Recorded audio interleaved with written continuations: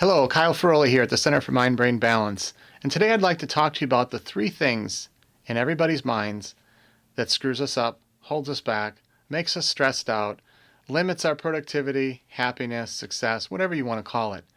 There's really three things. If you think about your mind as the software and your brain like the hardware, it can really help you understand the difference when people say it's all in your head.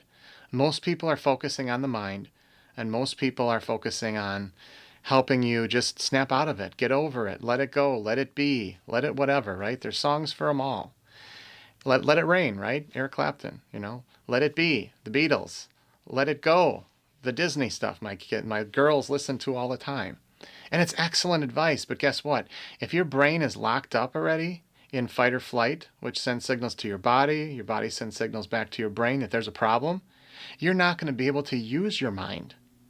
So here's where the cycle, this never-ending, spiral happens. You perceive things in your world that are good or bad, and you process them against what you already have stored in your mind. So your mind's kind of like the storage cabinet, the memory bank, the filing cabinet, whatever. And then you process it and say, oh, that's okay. Life is good. Oh, that's not okay. It's a problem. How many times do we still get frustrated when we're stuck in rush hour traffic, and yet we know it's coming, and we know it's going to happen, and yet we're still frustrated by it? Well, that's because we have something in our mind that says we don't like rush hour traffic. It stops us. It limits us. We're not able to do what we'd like to do, right? Well, what about the same thing as we want somebody in office or we don't want somebody in office? We want everyone to believe our way for religious views or spiritual views or whatever, and we don't have that. It's ideas. Well, here are the three things. I've went on long enough with this preface, right? Negative thoughts stop us. Unrealistic expectations also stop us, and irrational beliefs. When we have things that we believe a certain way, they might be rational, they might not. When we have things that we expect to happen, they might be realistic, they might not be. And thoughts, we all know we have those. So that programming can become outdated. We can assume that the world should be a certain way. I remember in grad school, my wife used to always tease me because I would still think that gas should be X amount of money, or a burger at a burger joint should be a certain amount of money. And I say certain amount because I don't want you watching this in a few years and saying, wow, he's off again. So let's just leave it to be, things are more than we expect them to be. Things cost more than they used to. Cost of living is more. So if we get stuck in that everything should be a certain price or a certain amount, or we should get certain things for certain dollars, or, you're going to start becoming frustrated a lot more. If you assume that everybody should be nice, if you assume people should use their blinkers and not cut you off, well, you might live in an area where they just don't go that way. So we can actually set ourselves up to fail by being so restrictive. But we don't want to then just lay back and let the world take us down either. So it's finding that balance.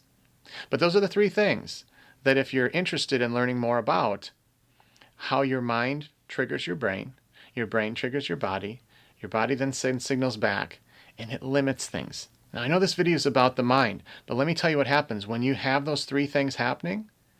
Your brain goes through a shift in this fight or flight, and you lose connectivity to the most important part of your brain for decision making, for impulse control, for reasoning, analysis, judgment, planning, all those important things. It's out the window.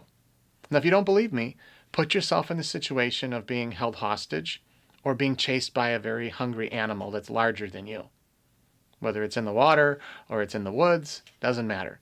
You're going to go through that spot and realize, I need to survive. I don't need to know how to do Microsoft Excel. I don't need to act like I care about somebody else's feelings at the moment. I don't need to know how to process anything or make a good decision. You need to survive.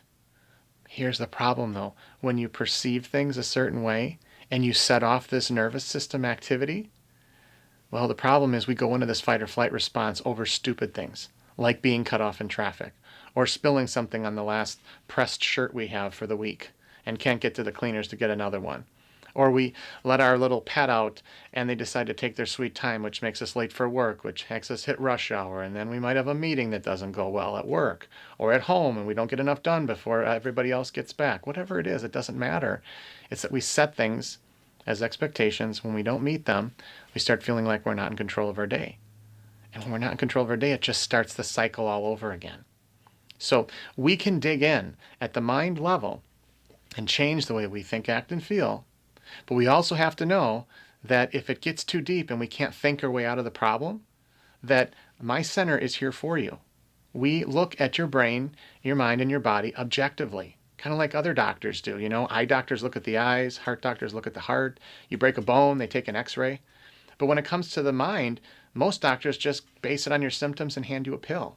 But it might be the wrong pill because there's different patterns in your brain and symptoms overlap. So you really don't know what you're looking at until you actually look objectively, which is what we do.